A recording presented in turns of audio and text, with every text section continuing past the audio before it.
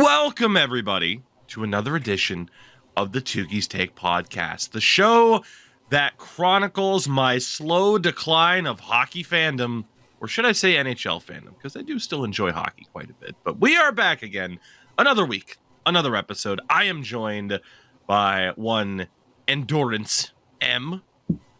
Hi. And Mr. Sim for the win. Yes, sir. Yes, sir, indeed. Gentlemen, we're going to talk about some hockey today, of course.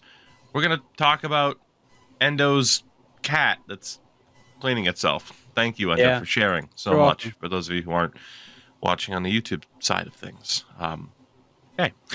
We're just going to Why have that not? there. We're going to talk about some hockey stuff today. We're going to talk about the All Star weekend that I didn't pay attention to whatsoever. But we're also going to talk about the thing that is at the forefront of all of our minds.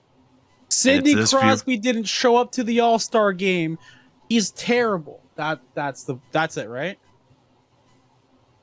Yeah, that's it. He refused to show up to an All Star game again because it doesn't matter. Yeah. And when the players tell me it doesn't matter, that means I'm not going to watch. At the forefront of our minds after last night is this viewer question from Sister Christian Cage. Why is FC24 so addicting? After years of attempts and efforts, begging, pleading, last night, in honor of Monkey Dude 22's birthday, tremendous friend of this podcast, we played not only some NHL 2K5 and the real All-Star Skills competition, because that game had a full All-Star weekend with the actual skill games, something EA has not had in the now 20 years since 2K5 came out. EA has never had that. What the fuck? But we also finally succeeded in getting Sin for the win to try out FIFA/FC, and he hated it. Or did he? No, I absolutely loved it, and I'm now addicted to it. So I don't know why it's addicting. For me right now, the addiction comes from, I did kind of good for my first time. I was pleasantly surprised, and now I want to get better. And that's where my addiction's coming from right now. I'm like, all right, I want to learn all the stuff. I want to, a couples just, situations last night where I could have made a better play. And that's my motivation. I'm like, all right, I want to make the right plays. I want to remember all the button inputs. I want to know what's the right thing to do in every moment. And I want to get good. But I scored 5 goals, dude. That shocked the shit out of me. Dude, you made me look really fucking good last night. I will say that. I had 4 man of the matches in a row, which is unheard of. And I put a tweet out today noticing that it's Black History Month, right? And it's February 5th as we're recording this episode. And for the past couple years that I've been friends with you guys, playing games together, there has been a Venn diagram of Black History Month and Endo being really good at video games. And it's just it's getting close to being a very, very, very, very small circle. No, it's just a circle. It's just a circle right now at this point, because this is the third year where it's been me scoring a ton of goals in NHL or being absolutely dominant in FIFA. And right now I had 8 assists last night. It's insane. So, I'm trying to think of examples, because there are examples of that in sports where it's this baseball player, August comes around, he just turns into a monster. Endo's the most recent version of that. I am insanity. If February hits, it is his month and he dominates in sports video games. And then the second it hits March 1st, GG's. It's like Jordan Poole when there's a hot girl at sitting courtside. There you go. Honey, see you moving at me. You didn't see that clip where there's a chick sitting courtside and he looks at her and he hits 30. He drops 30 in a game. It's something ridiculous. I think I've seen that. Yeah. Oh, as I believe Altex called him on Twitch the other day. Washington Wizards legend, Jordan. So Golden State legend. there you go. Yeah, I don't know. I'm in a really good mood for that reason. Just seeing because I literally just said this to Sim before we started recording. In terms of FC, FIFA, whatever you want to call it, I still call it FIFA. I mean, whatever.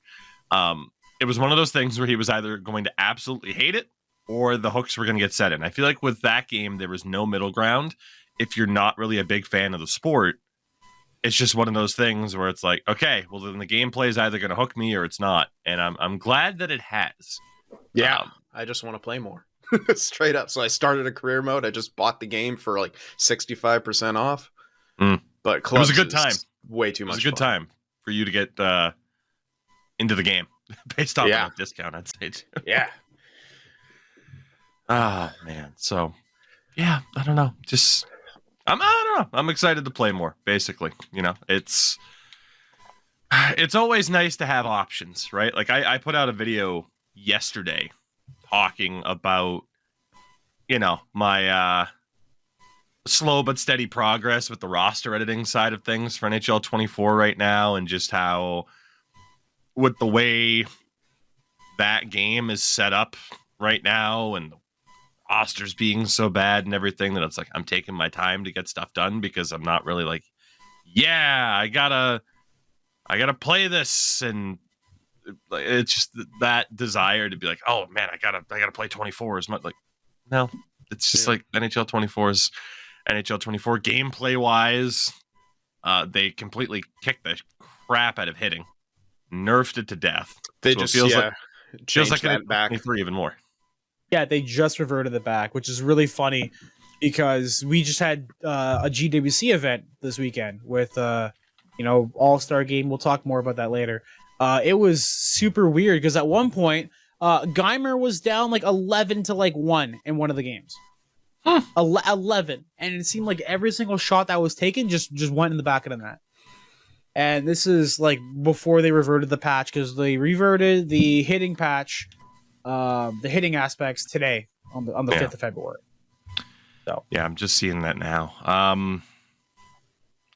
On one hand, with something like that, you want to say, okay, well, at least they saw it didn't work the way they wanted it to, and they reverted it.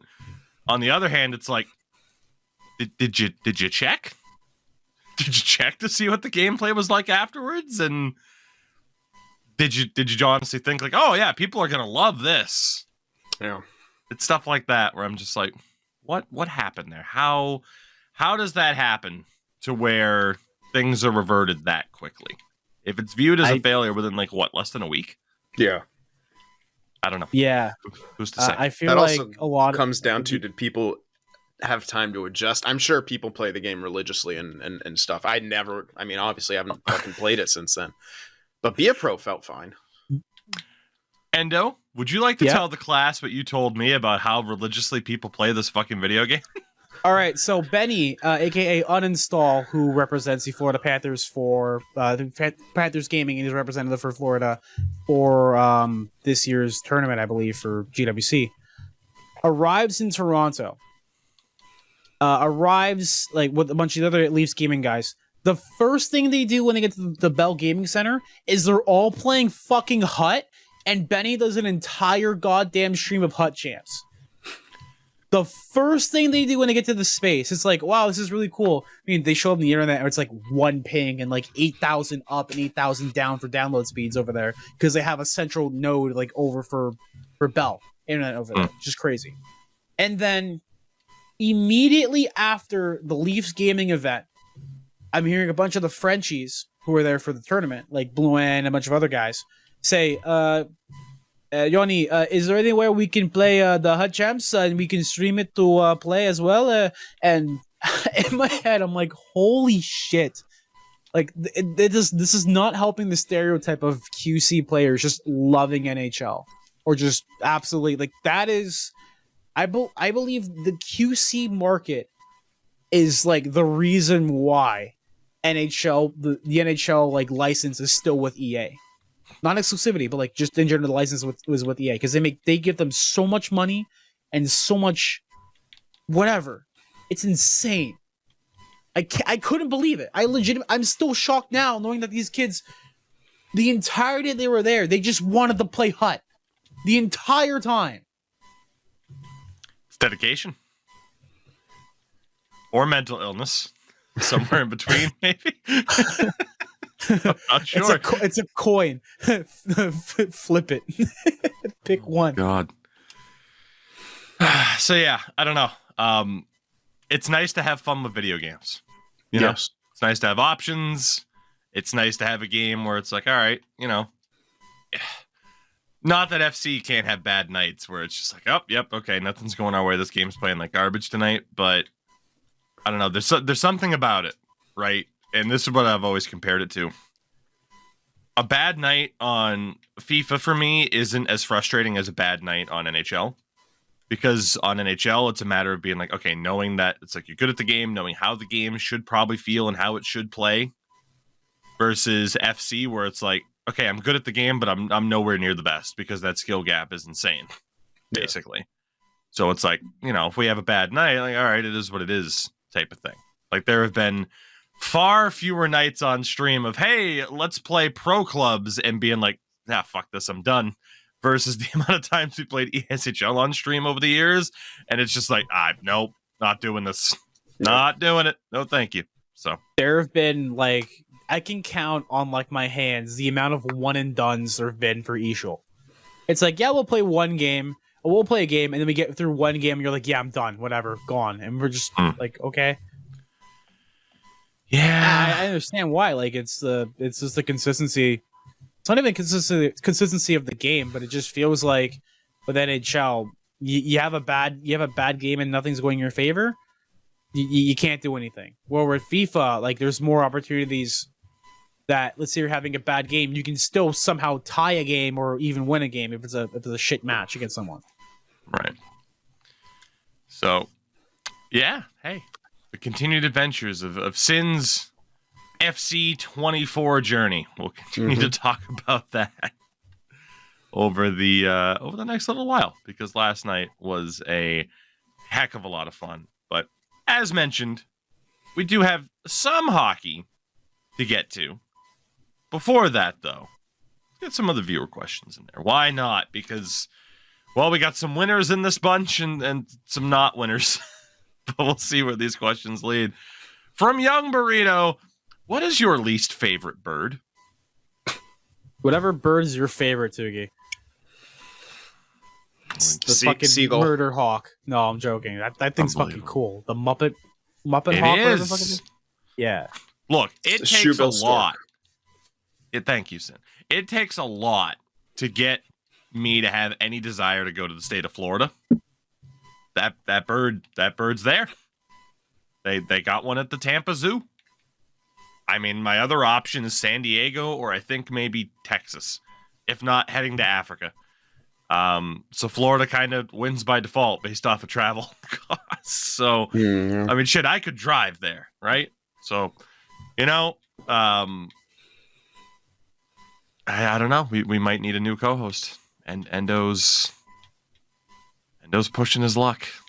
That hatred's not allowed. In my month, brother? Your month. Not the first time I was let go during my month. Jesus Christ. Fair enough. I don't know. And do you have a least favorite bird? Yeah, seagull. That's fair.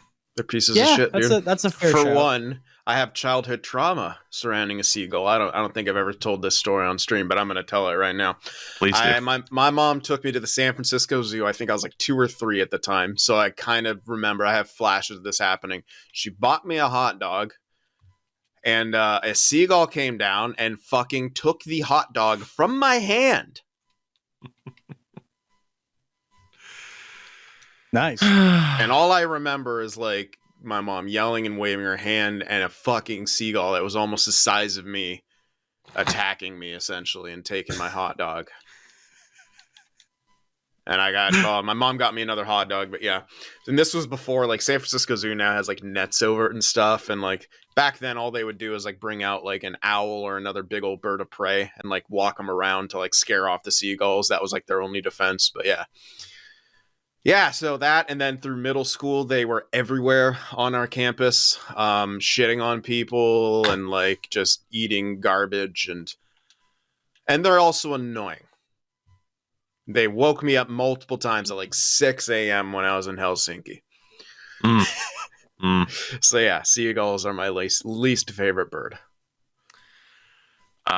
Seagulls, very, very good shout, I have to say. Canada gooses. Yeah. Well, okay, so here's the thing though about the Canada goose. They're very cute from a distance. Yes. And that is as far as you should be from a Canada goose. If you see it, you are too close. Unless you're in a car and you're not safe. For me, it's got to be a crow. Ooh. Because studies have found that crows are smart enough to hold a grudge. Yeah. That's why I like them. They're smart as fuck, boy. Same, but at the same time, that's kind of scary. The idea that this crow, what if I just make a mistake? I can't negotiate with this crow, but it's still gonna hold the grudge. So I'm going with the crow for that reason. It's gonna bring Brandon Lee back to life to kill you. Oh my god. That it'll Iggy recruit. Pop. It'll recruit Sting. Oh god. It's like he took Brandon Lee's gimmick, so we'll just get Steve Borden to do it. Yeah, I don't know. I don't like the idea of an animal holding a grudge that I can't negotiate with, It's not great. I can't talk myself out of it with a crow. You won't understand. Find fault in that logic. You can't. Our next question comes from Roussel. If you had to switch lives with a fictional character, who would you choose and why? If you had to switch lives with a fictional character, who would you choose and why? And that covers a lot of ground. Yeah, it does. A lot of ground. Patrick from SpongeBob. I'm already dumb as a rock anyway, so. The inner workings of my mind are an enigma. Careful, SpongeBob. Careful, SpongeBob. SpongeBob, careful, SpongeBob. Oh, God. Man, this is a loaded one. This is a loaded question. I don't know. Who has... I wouldn't even want to be like, yeah, I want to be Batman because I don't want a broken back. Like he comes back from it, but I don't want to have to take a trip to that fucking big ass goddamn hole in the ground I gotta climb out of. Like that just sounds like a pain in the ass. Yeah, like most fictional characters have something really awful going on. Mm-hmm. Or they're just mundane, in which case I like my life. Right. I don't know. I don't have a good answer. I don't either. I feel boring, but like I'm like, yeah, I don't know. I'm Marcel, you've stumped us. I'm real fucking happy, and like I'm trying to think of something that would like really appeal to me. But like, yeah, everything that's like cool. I'm like, oh man, maybe I'd be like Charles Xavier, read minds. I'm like, yeah, and you're in a wheelchair and you're bald. But have you seen that video? And you get blown up by Jean Grey instead of getting boned by her. Sad. But have you seen that video of I think it was in the Fantastic Four movie where I think there's a scene where Charles Xavier's in the little like hover thing, and then like someone edited it so he like VFX grinds across the lobby like on top of the table or whatever. It's really fucking funny. Never seen it. Oh man. Our next question We got nowhere to go from here. Congrats, Roussel. You stumped us. From Ghost of Gary Bettman, what is your favorite K-pop song? I don't have one. I don't listen to K-pop, but so the only Korean song I know is Gangnam Style, so I'll go with that. I don't know. I presume Psy counts as K-pop. Yeah, I presume is he that is yeah. that is even though he's K-pop, not he's from pretty, South Korea. but he's Korean and he made pop music. So I mean, I was gonna say I think he counts, but for the most part, I feel like when people mention K-pop, they are mentioning like Big the idol Bang, groups. all those BTS, dudes with the same haircuts. EXO, Yeah. EXO, ENXOM. I dated the K-pop stand, so I know like a whole bunch of stuff about them. Yeah. There's some that kind of slapped. It's different, but like not for me. Some of them are really really cool, but yeah. There was so number one. Shout out to Psy, who actually does have some good songs aside from Gangnam Style. I was surprised. Yeah. There was the video was it got pulled for copyright. That's a shame. There's a YouTuber that I've watched for a really long time called Todd in the Shadows, and he had his video out for it's a music-based channel, and he had his video out for the best songs of 2013, and there was a K-pop song on there from a group that is already essentially disbanded because of record label bullshit or whatever. But I was like, oh, yeah, it's a cool little song type of thing. So what's the group name? I don't know their name. I don't remember. I was gonna look it up and the video disappeared. So I don't know. But yeah, shout out to K-pop. I could not name you a song. I couldn't. BTS. That's the basic one. BTS. There you go. Bang 10, whatever the fuck the last one is. I will not, sir. Bangtan Sonyeondan, also known as Bulletproof Boy Scouts. Oh my god. For those of you playing podcast bingo at home, that's just... Endo goes on tangent that no one asked for. I am knowledgeable about this, okay? Leave me alone. You looked it up. Not that knowledgeable. Shut up. I know one of them, his name's like Rapmon, or like Rap Monster. He's like a rapper. He has like a solo I thought he was a Pokemon. Shut up.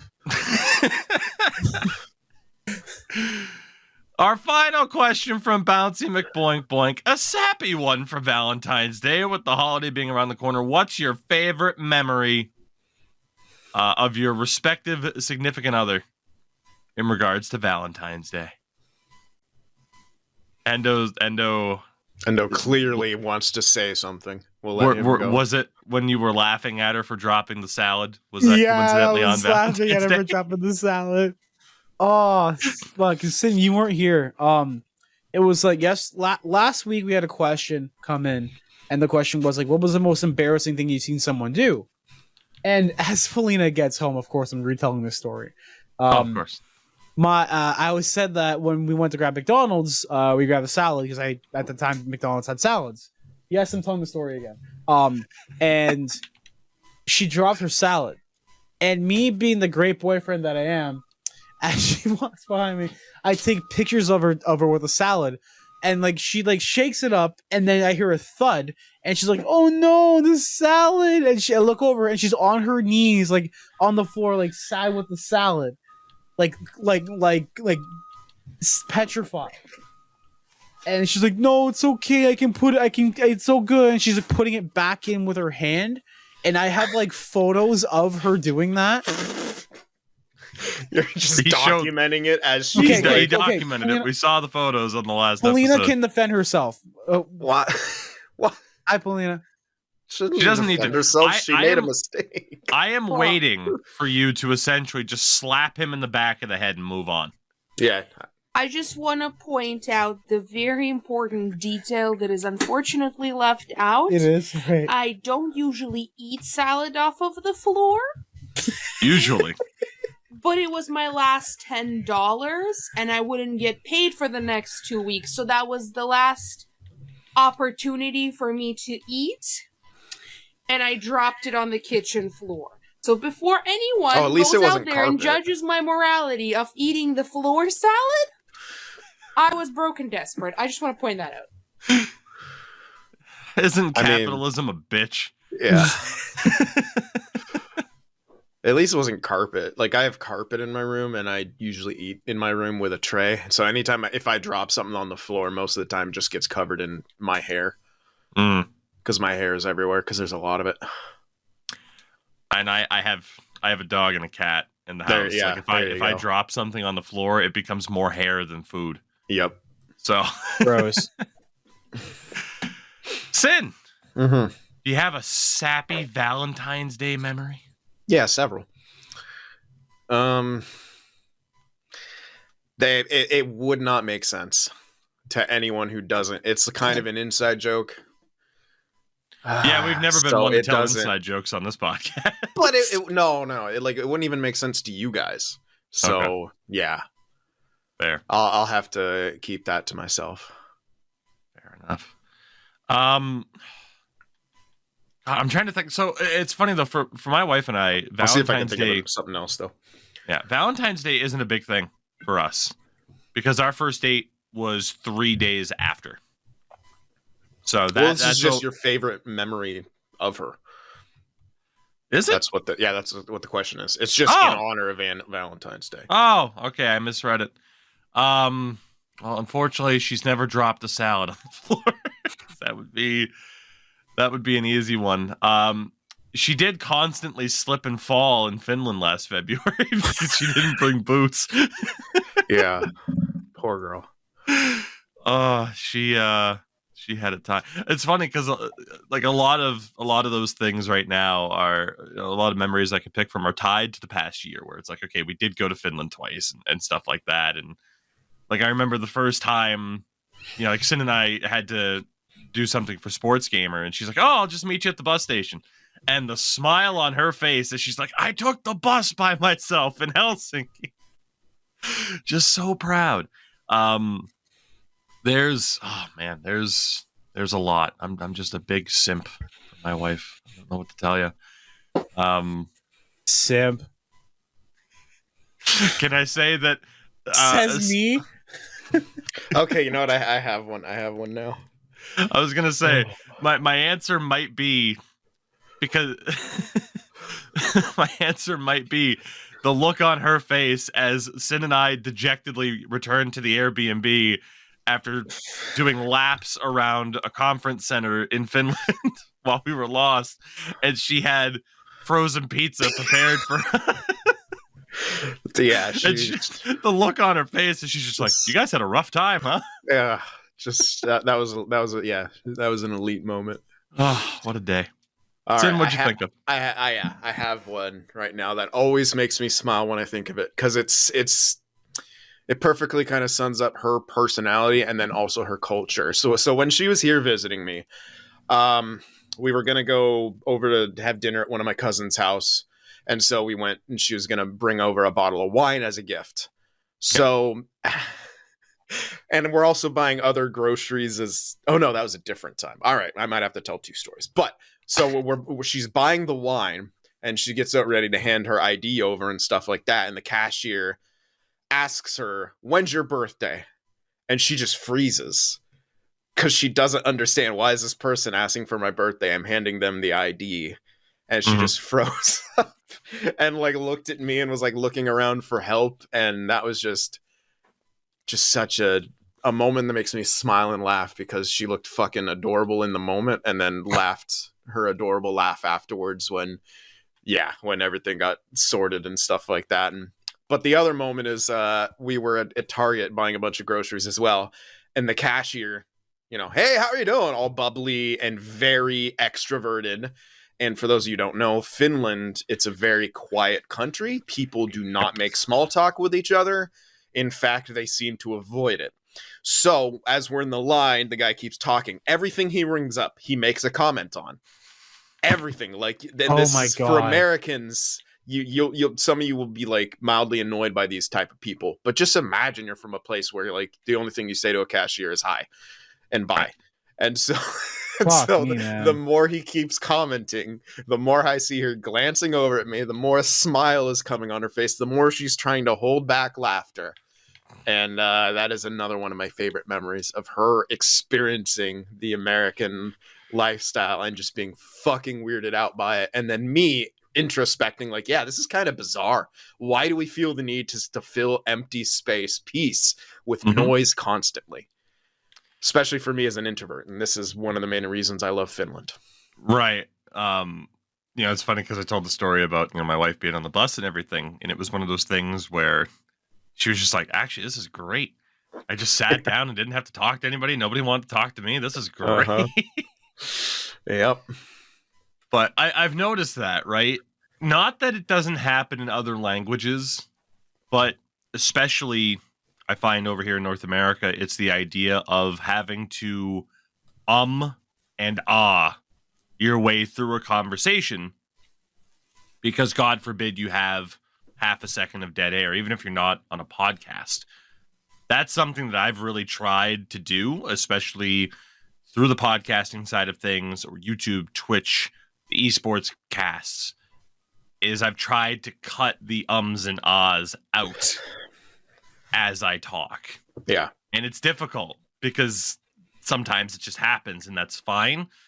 But I also find if I'm listening to somebody or watching a video or something like that, every 5 seconds it's, there's this thing and, it's just one of those things. And it's just like, you can take a second to form a thought. Or in this instance, if you're a cashier, I don't need commentary on what I bought. I know what I bought. Yeah, it was so funny because it was like that was actually her first cashier experience too in America. Besides maybe the times we would do like the drive-through at Starbucks because she needed coffee, and mine hadn't arrived yet because Finns love their fucking coffee. Like, as a rule. But I was the one ordering and it was like a drive-through. Speaking of which, she also had zero experience through a drive-through. Oh my god. No, there's so many stories I could tell you, but I'll just take up too much time. Well, considering some of the other topics we have to discuss aren't that fun today, you might want to continue. But well, this was in Finland actually, and I was like gonna go to a cast and I was starving. And we were short on time, so I was like, yeah, just go through the drive-thru. And she got up to the window, not telling me she'd never, ever, ever gone through a drive-thru. You told me the story when we were over there, too. So we get up to the drive-thru, and oh my god, like I just like was gonna tell her what I want, and then she could relay it to the person. The guy's like, "Hi, welcome to or probably it's in Finnish, welcome to McDonald's, whatever it was," and she fucking froze. She does that. That's kind of her fight or flight response is freeze, and so she didn't know what to do. And I was like, "Oh, I could order." And I started trying to talk, and the person, I guess, didn't hear me.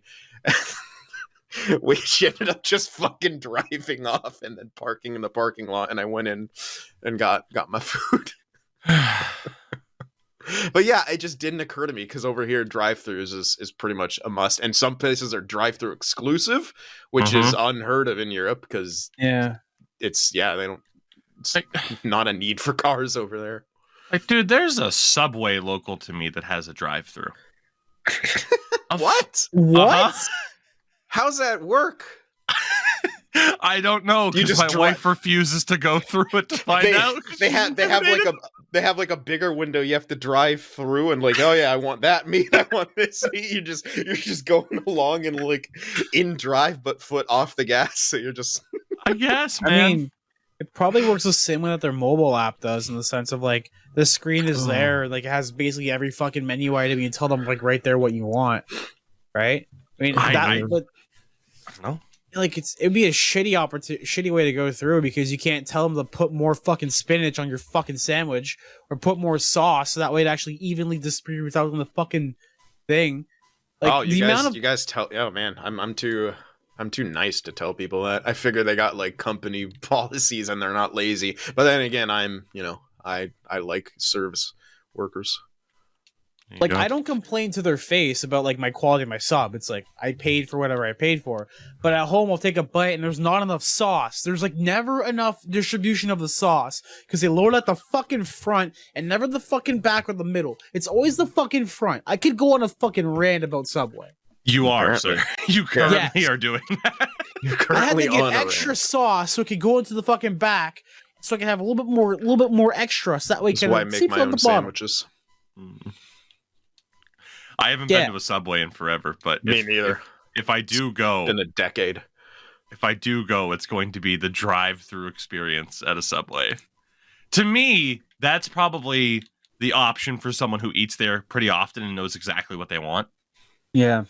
Like, I guess. I don't know. It's just, what a time. Subway drive-thru. With that... Yeah, let's get the shit out of the way. Yeah. Do we want to cover this first or last? No, first. I want to get it out of the way so we can hopefully talk about more fun hockey stuff. Yeah. So the Hockey Canada press conference was today.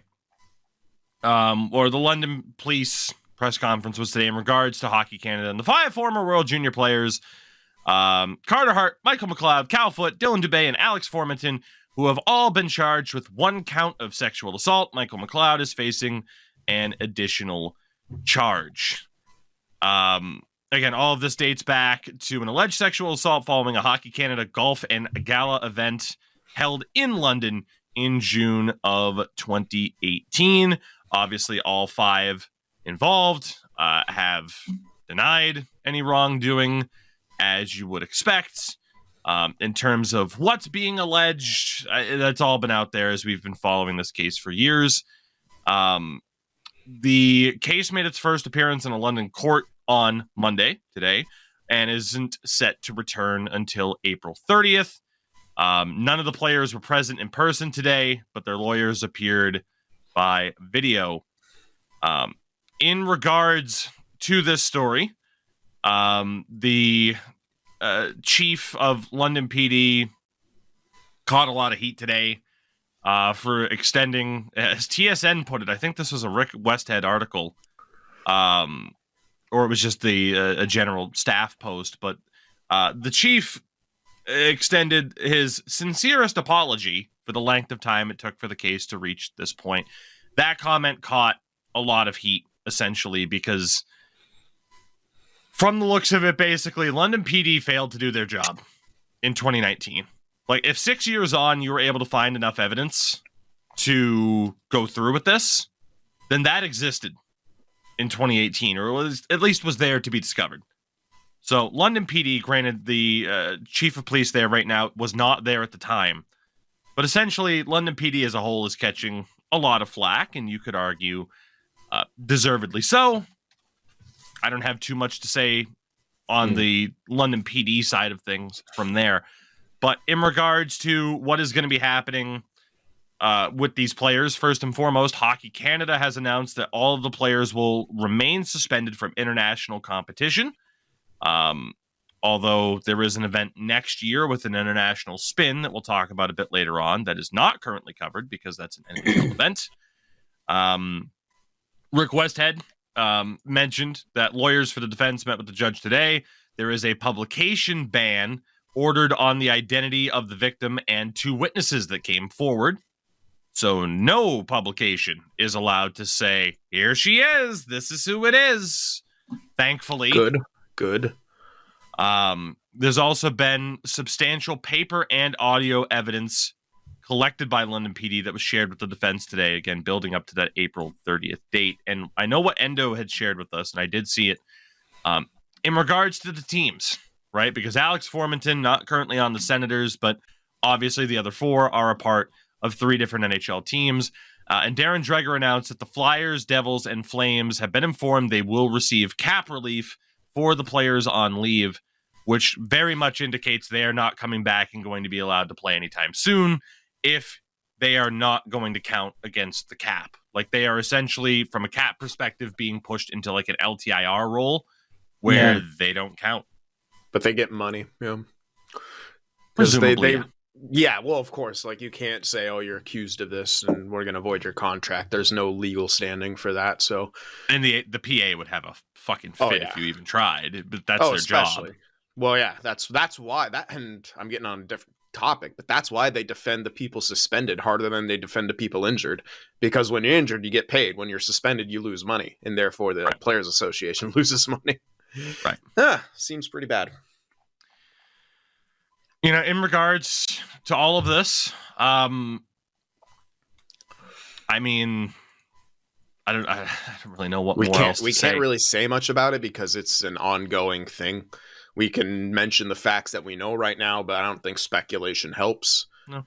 And yeah, You know, the only thing, and Endo and I had talked about it on the last podcast, the only thing that I'm really wondering about right now, what did Ottawa know about Alex Formanton? Did they know that this could have happened because they did not re-sign him? And he's been over in Switzerland for the past season and a half. The Calgary Flames claim that they had no idea that this was coming in regards to Dylan Dubé, particularly when he asked for a mental health leave, which means either, and we talked about this again in the last show, either the Flames are just kind of naive to just be like, all right, no, this player asked for a mental health thing. Yeah, he could be a part of that team, but, you know, we'll trust him on this, which on one hand you respect. On the other, it's like, you know, of all the players asking for mental health leave. So, of course, there's a chance that Dylan Dubé and his agent abused that particular system in regards to, again, that's the sticking point for me right now. Especially if Dylan Dubé and his agent utilize the, I have a mental health issue going on right now, I need time away, reasoning. And I say abused it because you are on a team with Oliver Shillington, who just missed a season and a half for noted mental health issues. That's what gets me, is it sure seems like you'd make light of your own teammates' struggles that he's gone through to try and be like, oh, I got a mental health. I don't fucking know. I don't know. You know, Philly was trying to shop Carter Hart. Michael McLeod just re-signed an extension with the Devils. Who knew what? Who didn't know what? Is it excusable that they didn't know? Did they just not care? You know, the primary focus is these 5 individuals. Don't get me wrong.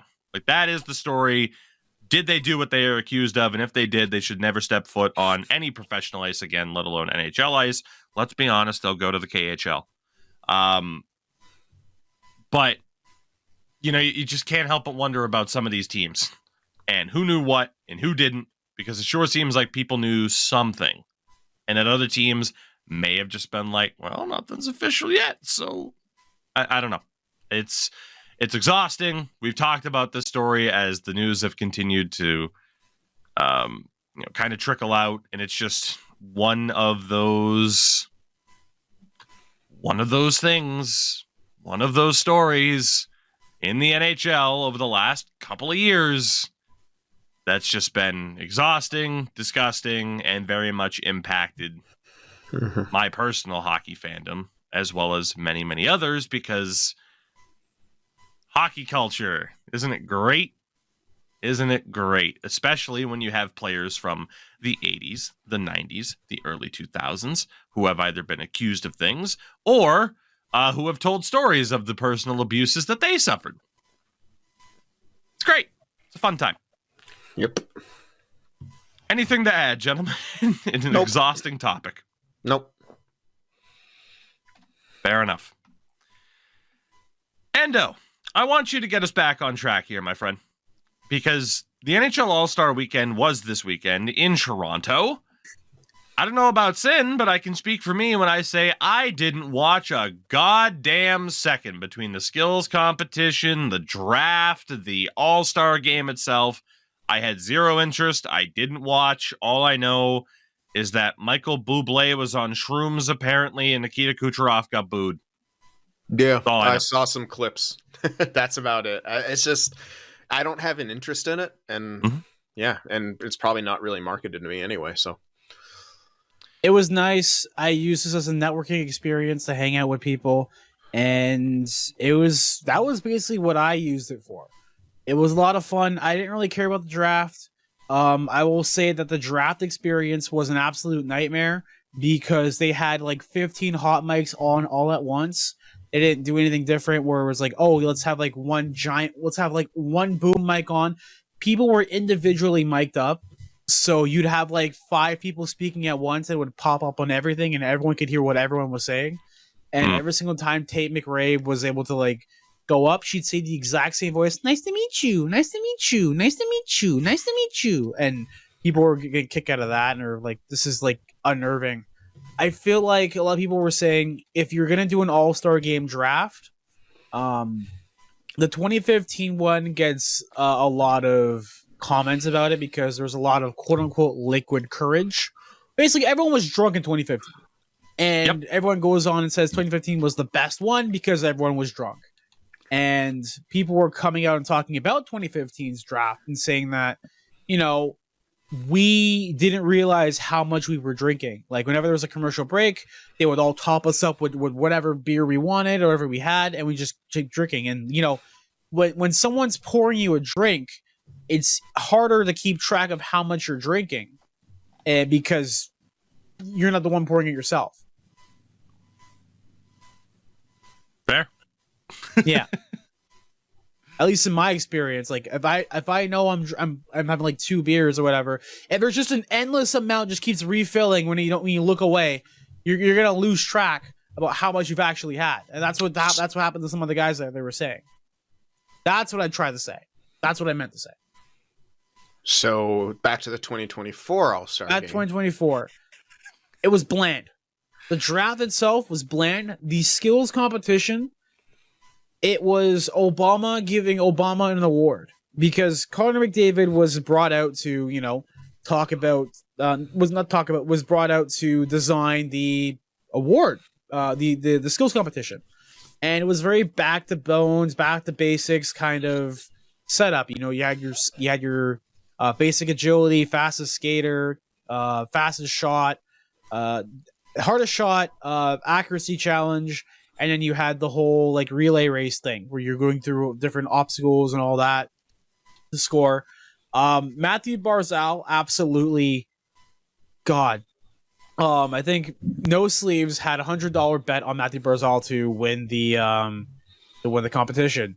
He gets to the last one. He's in the lead. He's about to go through, and he hits 7 straight passes to the left of one of the passing gates for the little small nets to pass it through. The exact same spot every single time. But I'm like Matthew, just move 1 inch to the right, and you got it. Skills comp was good. McDavid won. Winner gets $1 million. Millionaires getting more money. People are claiming that like he somehow rigged it for himself. It's like, oh yeah, he's just not the best player in the world. That stops the second you get to the skill competition and design it. Right. I will say Alexander Georgiev winning the best goaltender award, which is $100,000, because of course, you know, goalies get least amount of money out of anybody else, as they should. He stops, like, McDavid only scores 3 times on his breakaway attempts in one of the challenges, and people were trying to redeem him for, you know, people were saying, like, you know, Georgiev shouldn't have gone because he's having like an off year kind of thing, and now like this is like a redemption performance from him and all that fun stuff. But it's just an all-star game. They're to have fun. I will say the best part about the weekend that was pretty cool was Bieber suiting up to play with Team Matthews and to just skate around. Like, I thought he was gonna play like in the actual game. Oh, that would have been pretty cool. He did not. He only suited up for the warm-up. That would have been controversial if they did that because it's supposed to be NHL players only. I don't know. Like, it's not like anything's on the line, but I'm like, that would have been really interesting if they let like non-NHL players play in the NHL All Star game. That'd be pretty cool, though. I'm not gonna lie. I mean, Bieber does have hockey playing experience. He did play AAA before he became a pop sensation at like 14. So, you know, he has practiced with the Leafs beforehand. So, This was also apparently his first like appearance since getting diagnosed with one of the diseases that he got, which was like causing like facial paralysis. He had to cancel his world tour for, and they weren't expecting him to perform, and apparently he performed in history, which was pretty cool. Like he wasn't supposed to do anything; he was supposed to just kind of like show up and be a coach, and then now there's like a guest performance of Bieber for people to just watch and see, which is pretty cool. Anything else to add, Hendo, about the All Star weekend? Because again, Sid and I got nothing. Nasher snuck me into an event, so that was pretty cool. Hey. Now you just got him in trouble. I could go on a whole tangent about like things that I did this whole weekend about the All Star game. Met a lot of cool people. I think this week met Nasher, met his editor John, met Clappy. Like I said before, met Clappy was pretty cool. Who else did I meet? Met Grizz.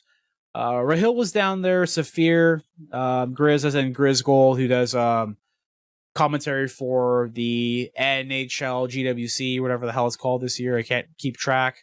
Nasher is Nasher. John is Nasher's videographer. Who else did I meet? Met Nick the goalie and his wife, who was really, really nice and sweet. Their thing, they're like a small city kind of people, city folk, based in like Vancouver, BC. So for them to come out and like be in Toronto and get stopped every 5-10 minutes, they were like super in shock with how many people like really, really knew them and how famous they were. I'm like, so have you like gotten like used to the fact that like your husband's like got 1 million TikTok followers? And she's like, no, not at all. Like it's still really, really weird. Like we're not used to this kind of thing. Like getting flown out to places, getting paid essentially to just make hockey videos. And they were very, very sweet people. Both Nick and his wife Stacy. Very nice, very curious. I met Rammer. Rammer is like 6'9". Mm-hmm. He is huge, massive. And I had a legitimate question I was going to ask him. I was going to ask, like, hey, man, like, big, thank you for, making NHL what it is right now. I would say, like, I'm a fan of the product, but, like, not where it's at right now. So you lied to him? No. Hey, I do like NHL. I was going to say to him, so as you're the VP of EA Sports, because he's the VP of EA Sports now, when it comes to allocating direction to NHL and EA and FC and Madden, like what is your game plan in terms of like how do you distribute stuff evenly and how do you determine how you give amount or development power to certain like teams? But instead of saying all that, I said, hi, I'm a content creator. I'm here to support my friends who are playing in the thing, and I completely got super nervous. Like he's so tall, I got fucking nervous, dude.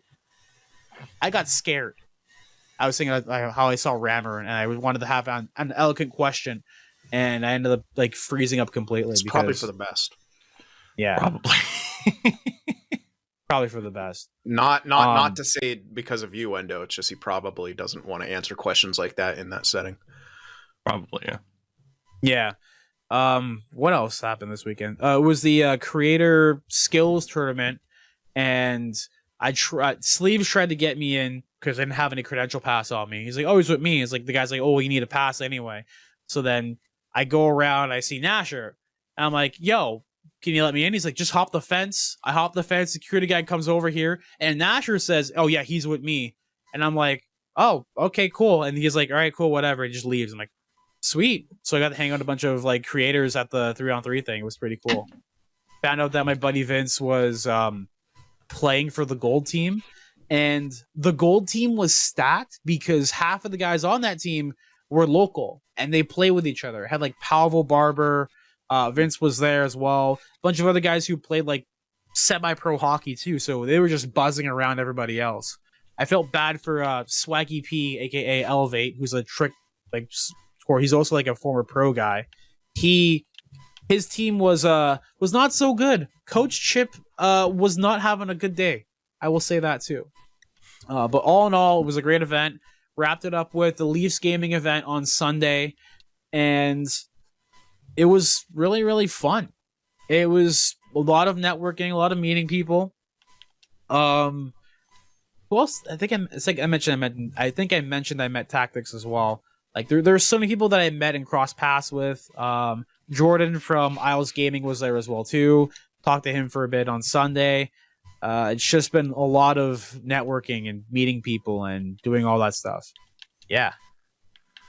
That would have been the one positive to going for me, as opposed to like the All Star game itself or anything like that. Like that would have been the benefit. Although for the amount of money it would have cost, like, no thanks. But that is the best part of events like that, is getting to, either meet people or see people again. Like to me, when people are just like, oh, like the Vancouver trip or whatever, that I got to take in August, it's like, what was the highlight of that? It's like less than, being like, oh, I can talk to the devs and stuff like that directly. It's more about the people that you get to see and hang out with for a little bit. And that's definitely the biggest selling point, I would say. I think the coolest thing that I did was play like Shinny with Nasher. So the whole quick story about that was Wednesday comes in, he's like, hey, I want to go play in the ODR tonight. And I'm like, name a place and where. That's my first mistake. Never ask a guy who's not from your country or your city to make a plan or plan an event. He's like, hey, we'll go to this rink. Okay, that rink's closed. We'll go to this rink. That rink's also closed. Okay, let's try this rink. Okay, that rink's closed, but the pleasure pad's open. So let's go pass the puck around and have fun. Pleasure pad? Yeah. Oh, so we call it a pleasure pad, as in like pleasure skating, free skating. Okay. Yes. As in like leisure.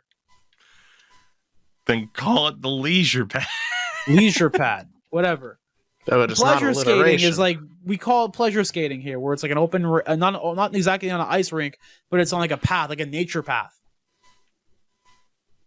All right. Yeah, that's what it's called here. Sure. Yes. That's what it is. The I'm pleasure sorry, pad. it's questionable. I took Nasher on my pleasure path. How do you feel? I'm just glad you two had a great time. Yes, very great time. Showed him around the city as well too, because we just drove them back because they took an Uber to like 3 different rinks, and we're like, what? Like, I get it, but like, we'll just drive you. Like, it's totally fine whatsoever. So we gave them a tour around, show them old Maple Leaf Gardens, other places around the city as well. It was pretty. That was probably the coolest thing. So it was really awesome to do that and meet someone who, I looked up to for content creation for a while, and now it's like you're on a first name basis with someone. It's kind of weird. Like, that's why my ego has been like a little bit like, I'm on like a little bit high horse. It's like, I know all these cool people, but at the same time, they're just people at the end of the day. Like, what of it? I was trying to decide who I wanted to take a shot at. I was gonna be like, except for this guy, but we'll be nice. And I'm glad you had a lovely time. Again, I do like that the vast majority of the conversation was not about the NHL product itself, but again, people would just argue like, oh, it's not marketed towards adults. It's like, who's gonna spend money on it? I think the adults are the ones that are gonna spend the money on it. But hey, after party, like the NHL experiences, was pretty cool. I didn't get obviously a chance to go because it was way too fucking expensive. Tickets for night one was like $200, which was the draft. Tickets for the skills competition was like $400, and then tickets for the actual game itself was like $450, $500, like Canadian. That's expensive. That's expensive. Like, if you were in Florida, you could probably get tickets for all 3 of those for like $200, $300 for all 3 nights. But in Toronto, because of, it's a hockey mecca, essentially, you don't really have a chance to buy anything because everyone's bought by scalpers and this and that and all that. It almost made more sense to buy the NHL experiences package, because you get a chance to go to the after parties that they have at the Metro Toronto Convention Center with a bunch of people performing. I don't know who performed night 1. I think it was Nelly. And then night 2, it was Nelly Furtado, which was pretty cool. Oh. Fair enough. Sorry, It was go it was ahead. pretty cool. Yeah. That's pretty much it. Everyone left. Met Pete Blackburn. That's the cool thing too. Met Pete Blackburn. He is a short king, but he's yoked, so I can't talk shit about him being small or tiny. There you go. He'll beat you up. It's cool. Super cool. Again, I'm glad you had a great time. Yeah. Would have been nice to be there, but wasn't worth the price of admission. So it's all good. With that, we have a couple of other little news and notes to get into in regards to the All Star weekend and such. Gary Bettman held a press conference where he confirms some big news. And that is that the NHL will be participating in the Olympics again. The Olympics, hooray, in 2026 and 2030. Now, is this good news? Yes, it is. Of course it is. It's the NHL going back to the biggest stage where the best players in the world will get to compete on an international level. It is tremendous news. There's no doubt about that. However, surprise, surprise, I can find a negative in something. The fuck. That's my response. The fuck. Because this could have been done for 2018 and 2022. But you didn't. You didn't. I'd love to know what has apparently changed between missing out on the last two Olympic cycles to now where you're like, no, we'll go back.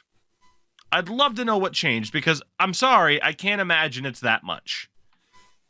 And you think about the players now that have never played on Olympic ice, or those who have not played since the Sochi Olympics 10 years ago. The last time the NHL went to the Olympics, Sidney Crosby was 26 years old. He is now 36. He will be 37 in August. By the time the NHL makes it to Olympic ice again, Connor McDavid will be 29 playing in his first Olympics. It's a travesty because Fuck of that off, fact Gary. alone. Like, we can be happy that they're finally going back.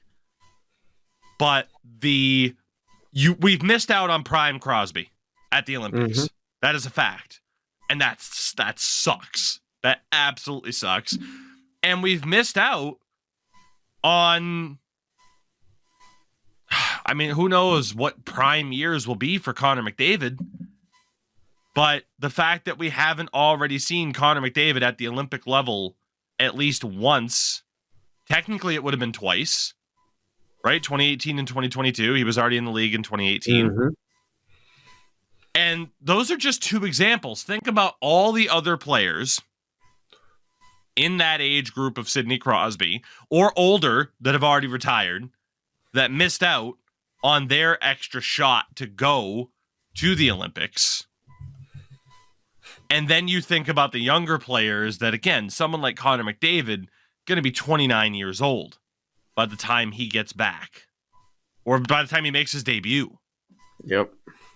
Like, am I happy that they're finally going back? Yes, but I cannot help but think about all of the time and opportunity lost by so many different players. And for what reason? The thing that bothers me the most is like they expect to be patted on the back for it. Right. It's like, no, you should have been going this whole time. Mm-hmm. It's like the Olympics hasn't been amateur only, and I can't remember how long. So like that's not even an excuse. I think it was it? Let's see. Nagano was 98, so it would have been. Yeah, Nagano was 98. It was So like it would have been 1987 or something like that. I was gonna say. So I was thinking it was. Would it have been the 1990 Winter Olympics,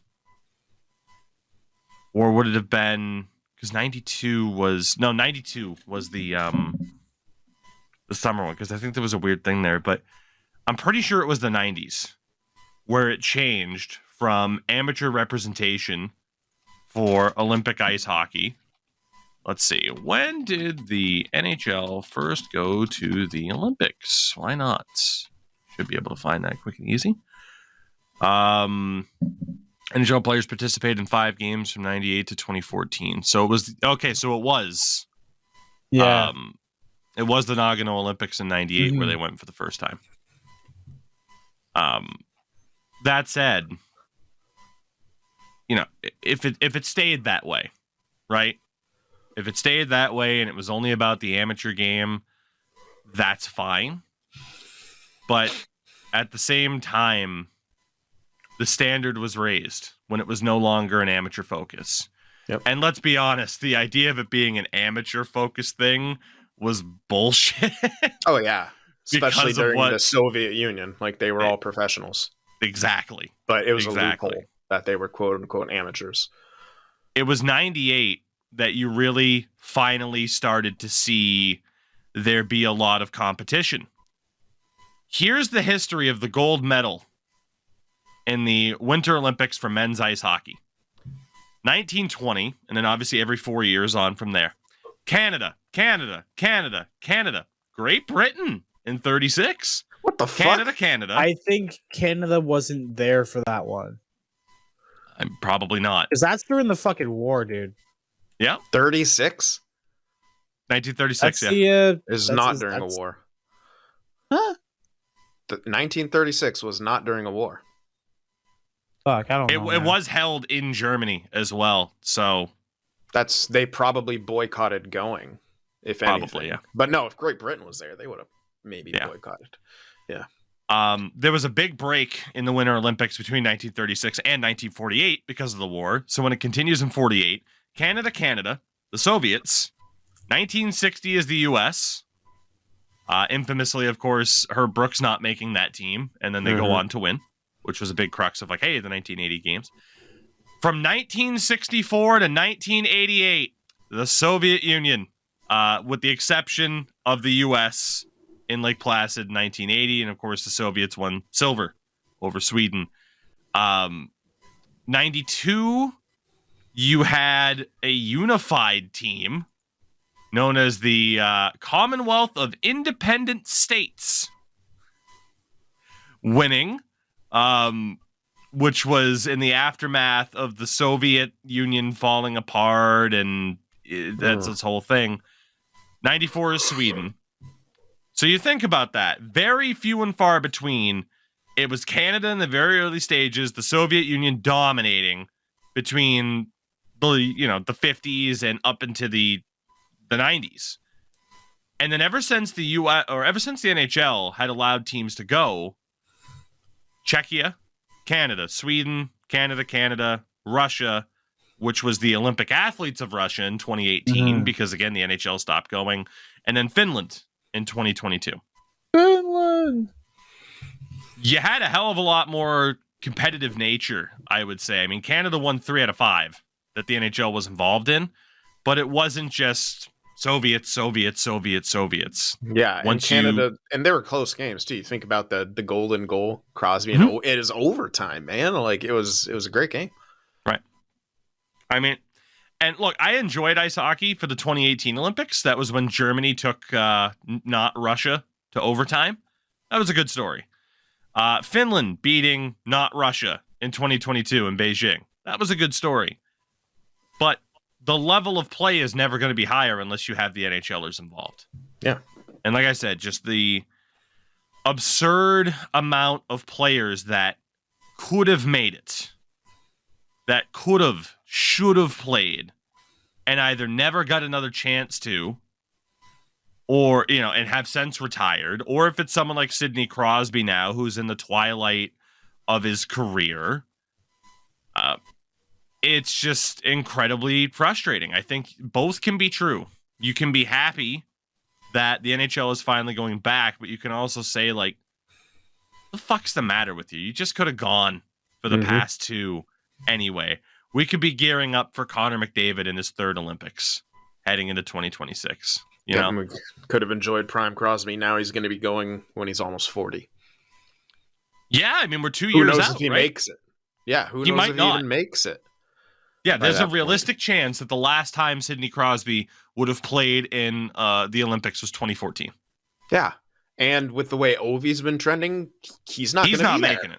He's not going to be there. Like, If Ovechkin is on the Russian team or whatever the hell they call it, if Russia's allowed to participate in the 2026 games, who the fuck knows, he'll be a passenger. Like Alex Ovechkin's quality of play, we've talked about that. It's been bad, man. It's been bad. On this day, at least, I see clearly. He has 31 points in 44 games with 9 goals. It sure that's looks still like decent, but that's not Ovi. Exactly. It sure looks like that decline has hit. Ovi is 38. Mhm. He will be. Yeah, he'll be 40 Yep. by the time those games happen because his birthday is in September. So yeah. I mean, say what you want about Alexander Ovechkin, it's still in terms of him as the hockey player, the fact that, he missed out on the last 2 Olympic Games Yeah. sucks. And like I said, you think about older, like Joe Pavelski's not going to get a chance for the U.S. again. Nope. That was his last chance in 2014, and he was a monster that tournament. I remember so clearly. Like, like you know how far back that was? Fucking Rafalski was playing, I think, unless I'm thinking of 2010. But so yeah, okay, so here we go because we always love stuff like this. In terms of the 2014 Olympic rosters, I'm going to mention the U.S. and Canada here instead of let's everybody. just do that. Yeah. For the U.S., their goaltenders, Jonathan Quick, Jimmy Howard, Ryan Miller. Jimmy Howard. 2 out of 3 are retired, and I can't imagine Jonathan Quick's going. Whereas he would have in one of the prior 2 games that they missed. He absolutely would have at least made the roster. He might not have been the starter, but he would have been there. Your forwards, Joe Pavelski. Doubt he's going. Zach Parise was the captain of the team in Sochi. He did just sign with Colorado, but he's not going in 2 years. No. Derek Stepan is retired. Ryan Kessler's retired. James Van Riemsdyk is now 34, so maybe he'll get another chance. Dustin Brown, retired. Ryan Callahan, retired. Paul Stastny, retired. Blake Wheeler, he is 37. He'll be 38 in August. Yeah, he's in his 11th hour career. David Backes, retired. Max Pacioretty, injured to shit. TJ Sochi himself, will he get another opportunity? Probably not. He would have in 2018. He probably would have in 2020. He's 37. He's probably not getting another shot. Phil Kessel probably will never get another shot. He hasn't even signed with the team. Patrick Kane, maybe he hangs around long enough to play in 2026. On defense, Cam Fowler, John Carlson, Paul Martin, Ryan Suter, Kevin Shattenkirk, Ryan McDonough, Brooks Orpik, and Justin Falk. How many of those guys would have been on that USA team in 2018? I'd say a good amount of them. Mm-hmm. Or at least would have certainly been in consideration to make it. And then obviously 2020, it would have, Kane would have been there. Pavelski would have been there. But 2026, I don't know how many of you don't get more than a handful. I don't even think you get a handful. No, Maybe, not with how many good Americans are in the league now, man. Right. And most of the ones that we talk about now are just getting better. Like, I don't think anyone you mention of the forward group who wasn't retired is going to make it over some of the other Americans. Patrick Kane off of legacy, maybe. Yeah. He's the only one, maybe. JVR if he plays 4th line, but I don't know if he'll be there. Like, it's these guys nuts. got screwed. That generation got absolutely screwed. The Canadian team in 2014 in Sochi, Luongo, Price, and Mike Smith. They're all gone. They're all gone. Mike Smith hasn't officially retired, but I doubt He's he makes it 44. back. What the hell? Yeah, right. Luongo and Price. Price especially.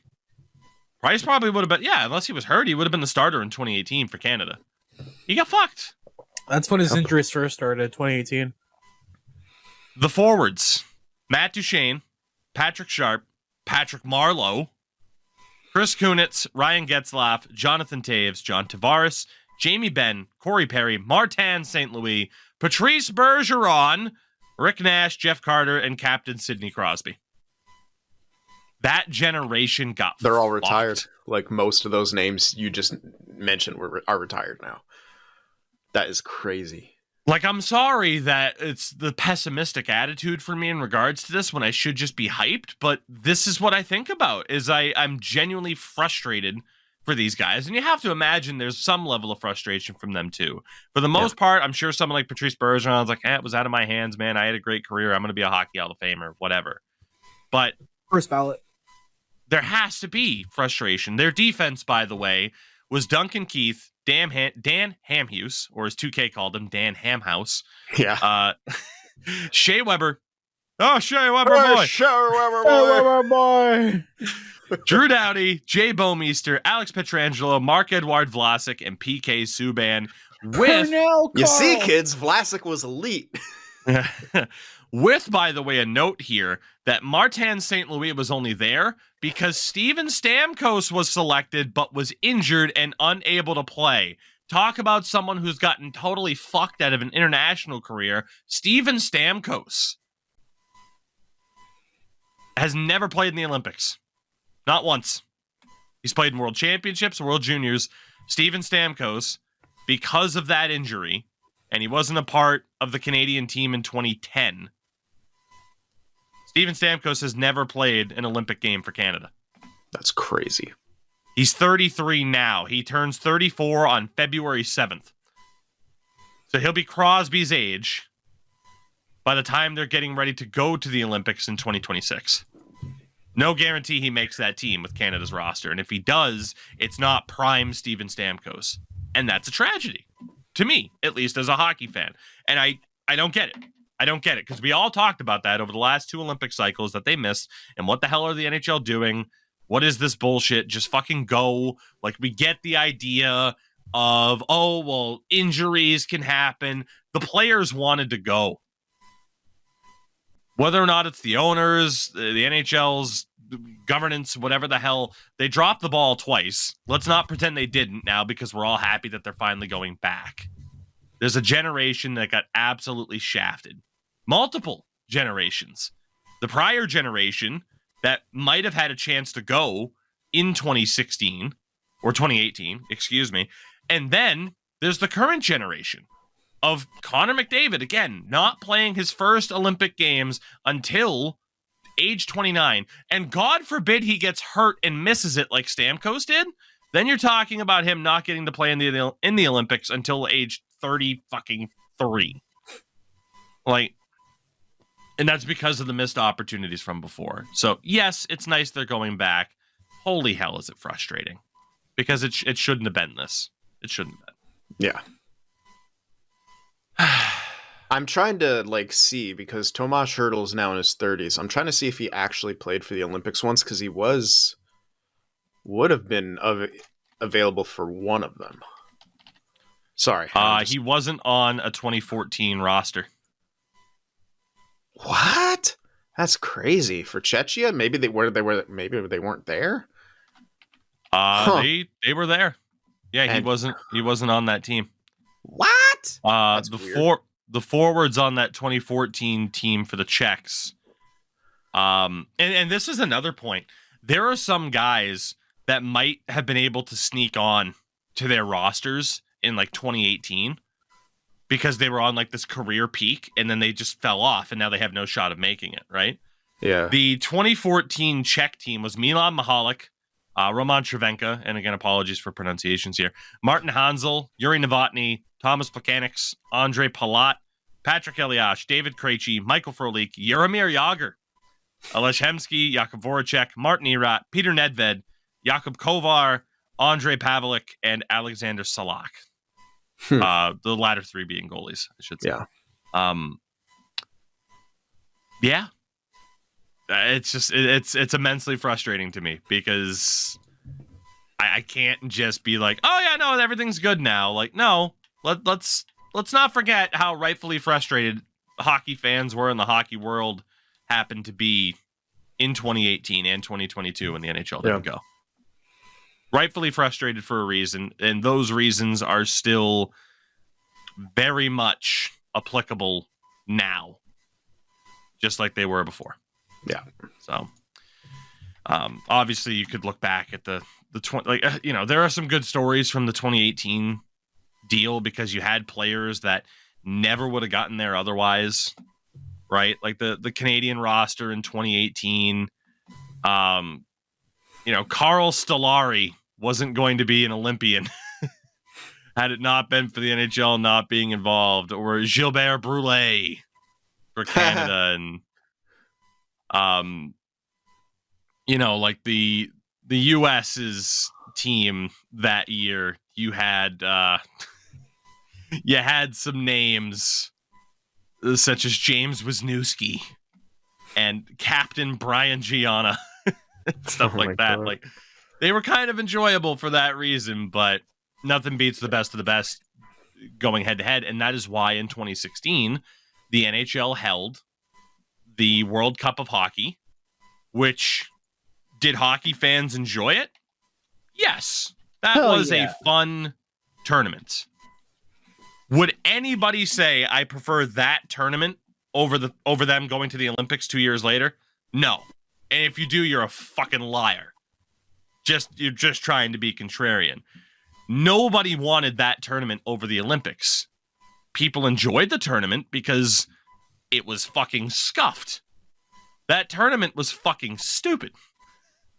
Where you had Canada, who won as hosts, Brad Marchand scoring the winner in Toronto, the Czech Republic, Finland, Russia, Sweden, the United States, and then Team North America, which was 23 and under players that were either American or Canadian. Europeans loved that. Yeah, with McDavid and Matthews on the same team. You also had Team Some of Europe, where if you weren't from Czechia, if you weren't from Finland or Russia or Sweden, they just threw the rest of you onto a team. Fuck you, and just threw them over. Germans, Slovakians, Swiss, French, Denmark with Bodker, Yannick Hansen, Franz Nielsen. Thomas Vanek was there for Austria. Matt Zuccarello, you're Norwegian. Team Some of Europe. Like, God, that was such a bad... Like, I get it, but at the same time, it's literally like when you're filling out your ethnicity on a fucking ID paper. It's like, black, white, whatever, this, other. It's like, why? And now the NHL is doing something similar with another international tournament. Yay. Who cares? They are going to be hosting the Four Nations Face-Off tournament in 2025. Canada, Finland, Sweden, and the United States represented. Which... Fuck you, Russia. So Fuck it's you anywhere else. It's an in-season tournament next year that will consist of 7 total games being played over 9 days between February 12th and 20th, along with 2 practice days on the 10th and the 11th, to be held in 2 yet-to-be-named North American cities, 1 in Canada and 1 in the United States. So you have no problem doing this in-season mini international tournament. But of course, sending players to the Olympics isn't worth it. Yeah. In 2018 and Salt 2022. Lake. Calling it right now, Quebec City and Salt Lake. Maybe. Yeah. But, I'm guessing some people will be like, well, yeah, but it's an NHL event, so they benefit from it. Does the NHL better benefit from a tournament like this, or do they better benefit from having the spotlight that the Olympics provides? It's the Olympics, but that's a long-term... the NHL has a major issue with like understanding long-term benefits. It seems like they're always in it for the short term. oh, what if players get injured over there? It'll mess up this, and it'll mess up this year. It'll mess up this year. Whereas you look at what the NBA did when they brought about the Dream Team and how much basketball took off globally, largely in part to that. So much so that we had to have the Redeem Team because USA got its fucking ass kicked by multiple, other teams. Like it's great. It's honestly, yeah, it's just. It bugs me how short-sighted the NHL and many fans are too, who like to side with the weird decisions that the NHL makes sometimes. But hooray, they're going back to the Olympics. Please clap for Gary Bettman. Please clap. Other little notes here. Don't have too much to mention in terms of just, hey, general well wishes to Evgeny Kuznetsov, who is another player that has now entered into the player assistance program. We've talked about that before. The idea that the stigma's dropped a bit and players have a way to go. Whereas, you wish this existed in its current form years ago. It might have very well prevented numerous tragedies that we had seen. So best wishes to Kuznetsov. And granted, for a different reason, best wishes to Jesse Puljujarvi, who after doing well with the Wilkes-Barre Scranton Penguins has signed a deal for the rest of this year and next year with the Pittsburgh Penguins. If there's any team where he could try to find that full potential again that it looked like he had, I feel like Pittsburgh is it. Just the magic of like, well, Crosby and Malkin are there, and there was always the joke of who the fuck is that on Crosby's wing? Yeah. Could be Jesse Puljujarvi coming up. Yep. Full party. I love Puljujarvi. I think out of any player in the NHL, Sidney Crosby can revive Puljujarvi's career. Out of any player, he can revive anyone's career. Exactly. He got Jake Gensel paid during the playoff run that they had those 2 years. He got him fucking paid, dude. Another thing to note really quickly, I don't want to get into this because Jesus Christ, this conversation. Marty Walsh took shots at the Coyotes saying, what the hell are we still doing here? Why the hell? Basically, saying that the Coyotes have missed 2 deadlines to move forward with an arena project. Quote, how long do you wait to get a home? They're playing in a college arena. There's a second tenant in that arena. That's not a way to run a business. The Coyotes have made it clear. Again, they're targeting a specific plot of land right now and trying to get a deal done for that. We'll see what the hell happens. We've been over the Coyotes thing time and time again. I feel like it's almost been a year since Deke Slayer was on the show talking about the failed Tempe arena deal. My viewpoint is still this. They are not going to relocate a team unless they have no choice. Yeah. Because now you look at and let me get the exact number here. You look at the $500 million expansion fee that Vegas paid to join the league, followed by the $650 million expansion fee that the Kraken paid to the league. They do not want to relocate teams. No. They are going to be able to command $700 million plus for an expansion team. I think if Atlanta gets another shot, as it's rumored that they're going to, I don't think it'll be relocation. I think it'll be close to a nearly $1 billion expansion fee. Yeah, it's going to. I don't know why people keep using that. Oh, the Salt Lake Coyotes, blah blah blah. Like, it's not. Why would they do that when Salt Lake has now come out and publicly said, "Yeah, we're interested in an expansion team." So they have no negotiation. Be like, "Oh, just move this team here." No, buy this thing. Pay us 700, 800 million, and that's going to happen. And then, so the interesting thing is they're going to want to balance all the divisions. So Salt Lake makes sense. Central. What are we even on divisions now? Yeah, 8 and 8. Yeah, we have.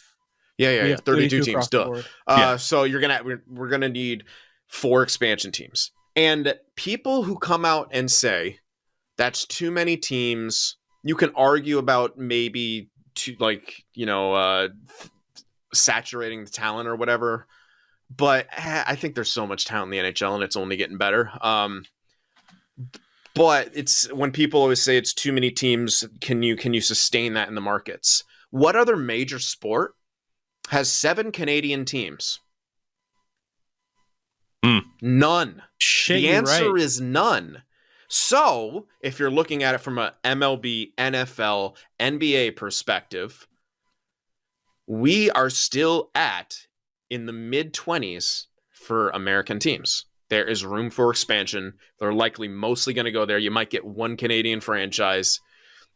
It'll be in QC, sure. And then if Atlanta comes back, there's your two East teams. I don't know where that Pacific team is going to be, unless Salt Lake will be listed as Pacific, but that's a bit of a stretch.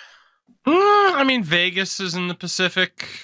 Sure, but Arizona's now in the Central. Yeah, maybe you move Arizona back. Put them back. Yeah. I mean, you could. Salt Lake City plus Houston. Texas is huge. The fact there's only one team there is kind of crazy. So yeah. Or, Kansas City's been mentioned. There's so many possibilities. There's so many good markets. That's why expansion keeps getting talked about. And people who are continuing to resist it because they're just not thinking of it from a logical point. They're thinking of it from number of teams rather than available markets. And there are still plenty of available, very viable markets. Hockey in Texas is actually way bigger than people think. They could absolutely sustain a second team. Bring the arrows back and use that sick fucking fighter jet logo they have. Or, God, I love that. You guys know exactly what I want new brands.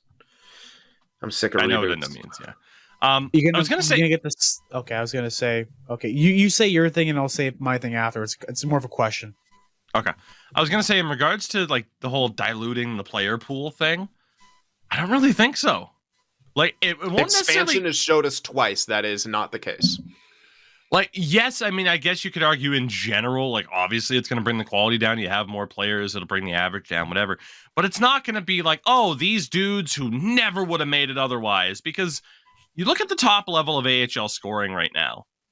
At the top is Logan Stankoven and Maverick Bork for the Texas Stars, who obviously two of the best prospects in the Star system, two of the best prospects in hockey, you could argue. But aside from that, it's guys like Mark Jankowski, Michael Scarbosa, Cole Lind, Rocco Grimaldi, Max McCormick, Adam Gaudette, Cooper Marotti. Those are guys that have NHL experience that are just pushed out. If there were 5 forward lines, they'd be on line 5, sometimes sneaking up to line 4. I don't think, who it would affect? It would affect the AHL, who would then have to call up better CHL or ECHL talent, and then it would really affect the ECHL. is who it would affect. And at the end of the day, that's worth it to the NHL to be like, well, the ECHL is going to take a hit in terms of quality, but the NHL would be fine with their near $1 billion worth of an expansion fee sitting in the bank. Yep. Endo, what were you going to mention? I was going to say, what would the Salt Lake City's team name be? Salt Lake Miracle? Storm and Mormons. Yeah, I don't know. I'm not good at speculating on what would their team name would be. I am excited to see what it would be and what the branding would be for it, because the Kraken is a great one. It's unique. Right. Golden Knights is boring. With the Kraken though too, it's like, oh hey, what's your mascot? Oh, it's a bridge troll. It's like you never really know what kind of references they are going to go with that are really only more known by the people who actually live But what there. The fuck is Gritty then? Gritty is like the thing of like, oh, this thing burned down. This abomination was in like the scaffolding, and now he's out loose, like causing ruckus. I mean, I'd rather Bowie's based on the Fremont Troll, which is like an anti-homeless establishment thing. For Salt Lake City, like you can even sit there and scroll through the Wikipedia page. Like they are above a fault line. They could do something in regards to earthquakes, something like that in terms of the name. Like there's so much that any city could do with their branding, with their color scheme, with their mascots, whatever else. And Utah's very much a plains and kind of desert-y area as well. A lot of places of it. Not everywhere, but it's beautiful landscape. Mountainous too. I mean... Yeah, they got kind of a little bit of everything there besides ocean. Yeah. So, plenty that could be done in regards to that. Yeah, I agree. Not really necessarily worth talking about in depth speculation wise because we don't know. But Yeah. Anyway, yeah, that's why the Coyotes aren't likely to go anywhere anytime soon unless they absolutely have to. Like if they are stuck without a home, the NHL will be like, all right, let's move them to Salt Lake City.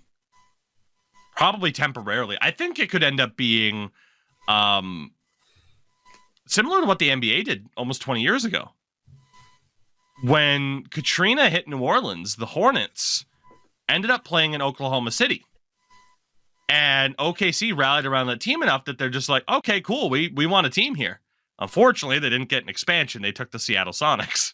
But, you know, that could happen. If a team like the Coyotes ultimately fail and can't get a long-time home, they could move that franchise temporarily to a location like Salt Lake City and then figure it out from there type of thing. It wouldn't necessarily mean even Salt Lake City is like the full-time home type of thing. You'd be like, all right, the SLC Coyotes for 2 or 3 seasons. Oh, okay, the arena's built in Arizona. Move them back. SLC, hey, you want that team. Expansion fee, baby. So we'll see. It's the NHL. They're weird. You never know. Last 2 things quickly. The Los Angeles Kings have fired head coach Todd McClellan, who I totally forgot was the head coach of the Los Angeles Kings. They were off to a really, really good start this season and have just hit a rut, to say the least. Yeah. This is a very interesting time for them after making the playoffs last year, being in a good situation, but now finding themselves, they're in the top wild card spot at the All Star break. So it's kind of surprising to see a head coaching change, but I guess it also shows the ambition. Here's the thing. It's believed they should be able to do. They were in like second in the Pacific for a while in the beginning of the season. I mean, it's the fall off. Like they're in a wild card spot right now, but they have been leapfrogged by multiple different teams, and they have been awful. And the coach killer strikes again. Pierre-Luc Dubois. He's making $8.5 million playing on the 4th line, and he is like 0.5 point per game right now. Points per game, Jesus. Yeah. Yeah. So, I don't think it's Todd McClellan's fault. He's been there for a while. Maybe it's just time for a new voice. Look what Edmonton has accomplished. Mm-hmm. They're going to be going for their record, which is a great story in itself. Their record-breaking win against the team that eliminated from playoff contention last season. That's going to be a hell of a game. I can't wait for that one. But yeah, for the Kings right here, I think they've done the rebuild the right way. I think it was a big fucking risk going for Pierre-Luc Dubois and then signing him long-term to that amount of money, and then look what he's doing. And the coach is fired now. If he doesn't respond to this next coach, like he's out of benefits of the doubt at that point. Like, who the fuck are you going to perform for? You got paid. You got what you wanted. You got off your team multiple times. It's time to play hockey. I'm so excited for the Dubois to Montreal rumors to start back up. Oh my god. We didn't get enough years of that. You know, we need more at this point. They never left. Honestly, they're just anytime it's a major player, trade rumors to Toronto. If he's French, Montreal. Exactly. God damn. For McClellan, he'll land somewhere. Oh yeah, he's a good coach. He always does. It's just really weird to think, 6 years, almost 7, as the Sharks head coach. That ended in 2015. Mm-hmm. Then he went to Edmonton for 3 years, almost 3.5. And then 4 years, 9 months, and 17 days as the head coach of the Kings. And he's done pretty good in most of those places. I mean, with the Oilers fucking roster that he had, I will never blame a coach for how a team in Edmonton does, so long as Ken Holland and Peter Chiarelli are the guys who were the architects of that team. So I think Woodcroft will land somewhere too. I'm curious as to where he goes. How funny would it be if he goes to the Kings? Just the narrative of that. I'm looking at the roster that Todd McClellan inherited. It's bad. Shit. So 2015-16 was their first season. Leading scorer was Taylor Hall with 65 points in the full season. You had 20-year-old Draisaitl, 51 points in 72 games. 19-year-old McDavid, 48 points in 45 games. Eberle, 47 points. 36 points for Benoit Pouliot. Then you had Nugent Hopkins on 34, Purcell on 32, Andre Sekera at 30. And then the rest of this roster: Mark Letestu, Nail Yakupov, Lori Korpikoski, Pat Maroon, Eero Pakarainen, Matt Hendricks, Brandon Davidson, Mark Fain, Eric Greiba, Jesus, Anton Greiba. Lander. The Luke two of those guys in Gazdic. there are creative skaters, man. Oh, God. Adam Party. That's Played another nine. creative skater. Woo. Anton Slepyshev. Yeah. Played 11 games that year. Yeah. Edmonton's roster construction still questionable to this day. Who were their goaltenders then? It was was Dubnik there at that time? Or was it Talbot? Their goaltenders: 56 Scribbles. games, Cam Talbot; 26 for Anders Nielsen; and 5 for Laurent Brossois. Ah, okay. Yeah. Oh, yeah. I forgot. Brossois been like around for a while. Yeah, they won 31 games that year. The next year, they won 47 and lost in the second round to the Ducks after beating the Sharks in round one. Ugh. Crazy what full season McDavid does for you, right? Yeah, the next season, 36 wins, didn't make the playoffs. 35 wins, didn't make the playoffs. That was the year that McClellan was fired after 20 games, and Ken Hitchcock took over and had an under 500. Of course. Oh, boy, the Oilers. The Oilers. Final thing to talk about. I don't think you and I got to talk about this on the last show. I think it broke afterwards. But the trades? big, Yeah. the big trade that happened. The biggest trade of our times. As well, actually, in fairness, there were 2 trades. I was going to make a joke about Will Butcher. Did we get to talk about the Lindholm trade last time? No, we didn't. It broke like 2 hours afterwards. Okay, so we have the 2 trades to talk about then to wind down the show. The first, on January 31st, as the Vancouver Canucks acquired Elias Lindholm from the Calgary Flames for Andrei Kuzmenko, defensive prospect Joni Jurmo, Hunter Very Polish, Hunter Bruskevich, a 2024 first-round pick, and a conditional 4th-round pick that can become a 3rd, depending on what happens. My initial reaction to this trade is still the same way that I feel now. Is Lindholm an improvement on Kuzmenko? Yes. Is he a drastic improvement? There's some similarities between the two. I agree that Kuzmenko's time for Vancouver was probably done, but people turned on him pretty fast based on what he did in his first season last year. Yermo's not a big piece to give up. He's a bit of a long shot to make it, I would say. Hunter Very Polish, looking like a solid prospect, 3rd-round pick this season with Kitchener, 69 points in 49 games as a defenseman. Nice. So you gave up Kuzmenko, a long shot in Yermo, but a solid prospect and a 1st for Lindholm. A Lindholm Makes me excited for the rental market. Yeah, it should, especially because it's dried up a little bit already. The Canucks have the best player out of this deal. Mm-hmm. What version of Elias Lindholm they get? Do they get the guy who, next to Johnny Gaudreau, had a point per game season and 42 goals? That was 2 years ago. Is that guy still there? Or is it closer to what he was in Calgary, 32 points in 49 games? He will have better talent surrounding him on the Canucks. It all depends on what version of Lindholm. He's a pretty they get? solid defensive player too, I think. He's okay. He's not Selke candidate, but No, he's all right. but he's got a solid 2-way game, which I think is that's what you want come the playoffs. I mean, if Elias Lindholm steps into that lineup and he's 3rd line defense first center and has 18 points in 35 games for the Canucks, people are going to be like, oh, okay. Especially if they lose in the first or second round of the playoffs. Yeah. And he's still in that role. The narrative, I think, surrounding this trade will change, especially if he walks at the end of the season.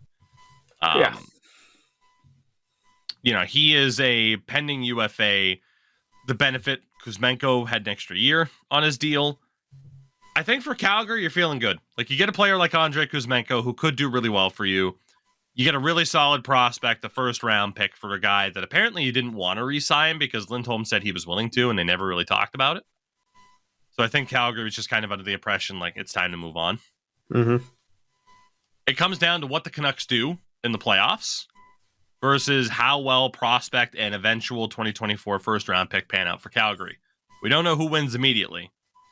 I think both teams, both fan bases have reason to be happy about this trade. I think it accomplished what both sides wanted. I just wonder, will Vancouver look back on this and say we gave up too much?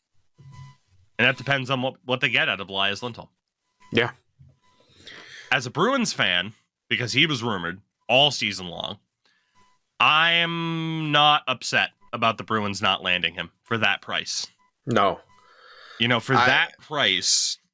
Go ahead, son.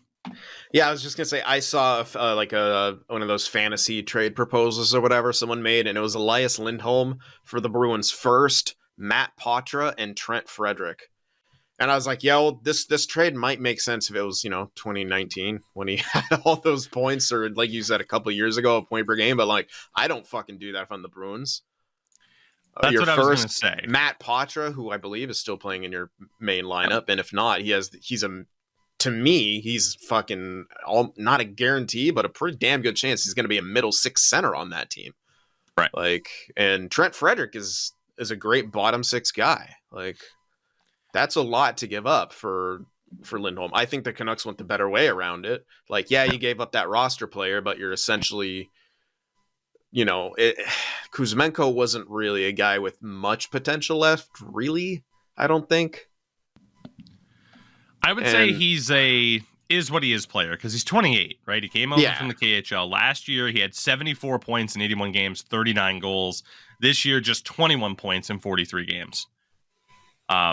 But, worth noting, of course, that the Canucks underwent a head coaching change, if I'm not mistaken. No, Tocchet was there last year, wasn't he? Tocchet was there halfway through the year because Bruce got fired. Okay. Yeah. Right. Okay. So, circumstances change, team lineups change, maybe his effort level changed. I don't know. I don't watch enough Canucks games to know.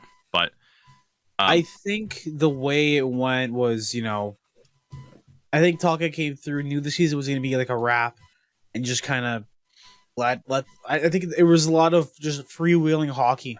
Get the guys some confidence through the end of the year. Don't really focus on obviously you want to win the game, but focus on team chemistry that way.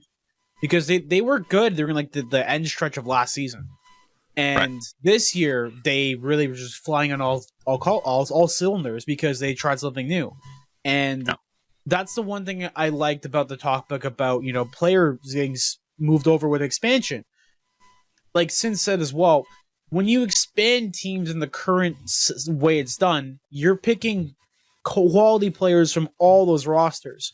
And for example, the Vegas team, those players that were getting picked were like third, fourth liners and some second liners, and they were given a chance to shine.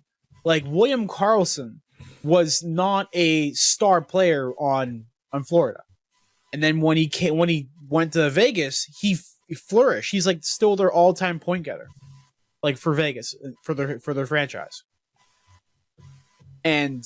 That's what happens sometimes. You do well on one team or one setup, and then things change, and then you aren't the same player. Everything you use the same way, and points don't go the way you want them to. Yeah, so I think that's what Calgary is hoping for out of Kuzmenko. Yeah. For the Bruins, if I look at the equivalent of okay, Andrei Kuzmenko.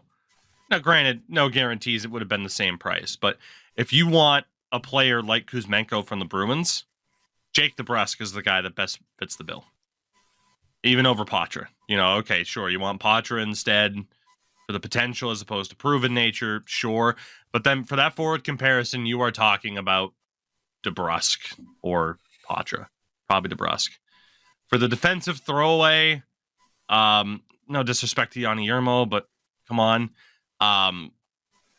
Kind of talking about like Jakub Zaboral being in that deal. And then for the good defensive prospect, you're talking Mason Lohrei and a first. If you ask me as a Bruins fan, DeBrusk, Zaboral, Lohrei, and a first for Lindholm, I don't take that. No. I just don't. I'm sorry. To me, it's just, they offer different things. I know DeBrusk only has the 25 points in 47 games this season, but at the same time, I know Jake DeBrusk is, over the last 2 times the Bruins have made the playoffs, he's been very, very good. And I really like Mason Lohrai's game. Like it's a good amount to give up. If the Canucks win the Stanley Cup this year, though, who gives a shit? Basically. Yeah. Like that's they're going all in, and they're trying to. They're in that situation where like we feel like we're the one of, if not the best team in the West. So let's just load the fuck up and go for it. And yeah, and I like that for them. But yeah, like I said earlier, I'm actually very excited. I want to see Mike Greer start shopping some of our players that we don't have long-term plans for. Hoffman, maybe Duclair. Hoffman. What do you think you're getting for him, buddy? I don't give a fuck, but you see what they just got for Lindholm? Yeah. I mean, maybe you get a 6th for Hoffman. Hell no. Are you kidding me? Have you seen how many one-timers that guy has missed this year? Oh. No, I'll give you a sec. I'm gonna pull. He's been doing slightly better. God, I have not his point by much total though. here. 18 points in 49 games, 8 goals. Yeah. That's worth at least like a second round pick, right? You never know, dude. Like, here's the thing. Like, if you're good at your job, you make the argument like, "Hey, man, he's a good shooter. You need a third liner? Give me a second." Like, this is a veteran presence on my team. We like him training these young guys. You got to upsell, obviously. Now, is he worth that? Hell no. But Lindholm's not worth all of that for a rental. No. So this sets the market. And then if you're a GM, okay, well, look what happened over here. Are they a similar player? No, but you got to try to upsell. So there's a few different guys who the Sharks could let go. I mean, Jan Ruda, who isn't going to want a shutdown defender who plays right side? I don't want him. Why? Well, okay. Fuck you. Sorry, I'm not helping your cause here. You're not, but you're because you're thinking about it from a not NHL GM perspective. Every single fucking time, people want veterans and they want like right shot defensemen. That's fair. Well, speaking of that, then really quickly in terms of defensive prices, the last thing to talk about here, even though he is a left defenseman, but the last thing to talk about here is the other trade that went down.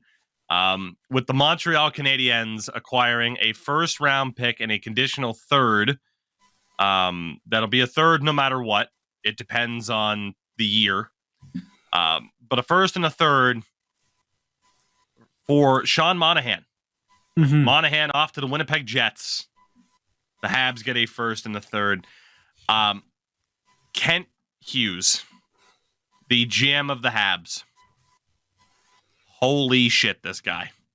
Trading away guys that want to be there too. Right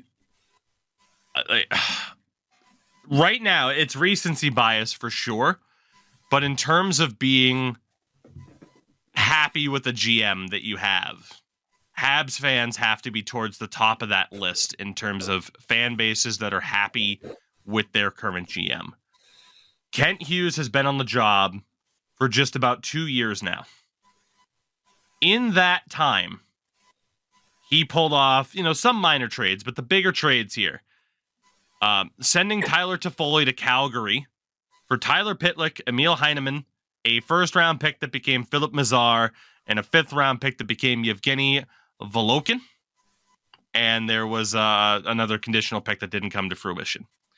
Trading Ben Sherratt to Florida in March of 2022 for Ty Smolenic, Cedric Guindon, Mikhail Gulyayev as well in 2023. Of course, he is a Colorado pick, so there was a subsequent trade that we'll get to. Trading Arturi Lehkonen to Colorado for Justin Barron in a second. I mean, Lehkonen's been good for Colorado, obviously, but not a bad deal. Getting, oh my God, sending Brett Kulak to Edmonton for William Lagesson, now with the Leafs. A second-round pick that became Lane Hutson. Lane Hutson is 19 years old.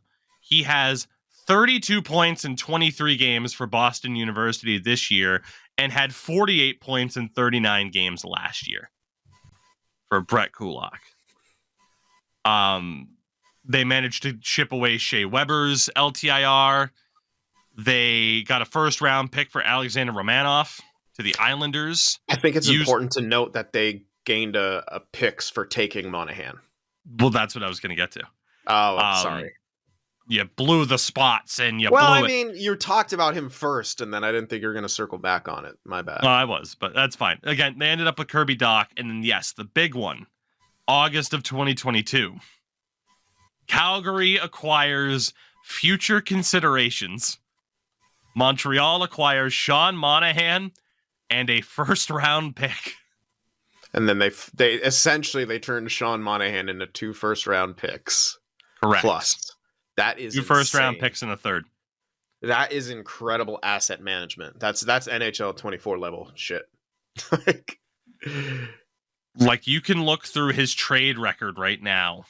And again, I mentioned the pick that became Mikhail Gulyayev. They acquired Alex Newhook for that. Newhook this season, 13 points in 23 games. Still hasn't quite hit that next level like they were hoping, but he has been wheeling and dealing in the 2 years since he has become the GM of this team. It's not a perfect track record, but you look at what he's done just specifically involving Sean Monahan, who has 35 points in 49 games this season.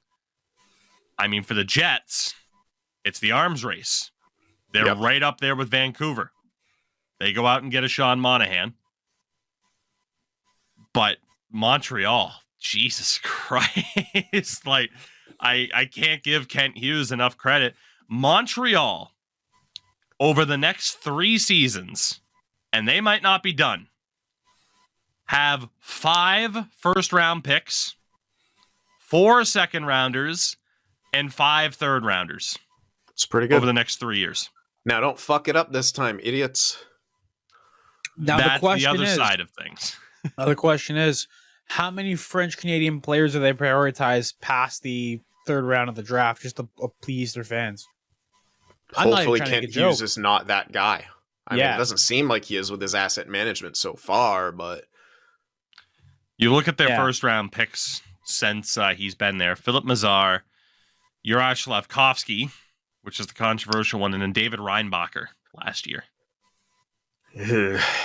Asset management, good. Drafting, fucking questionable at best.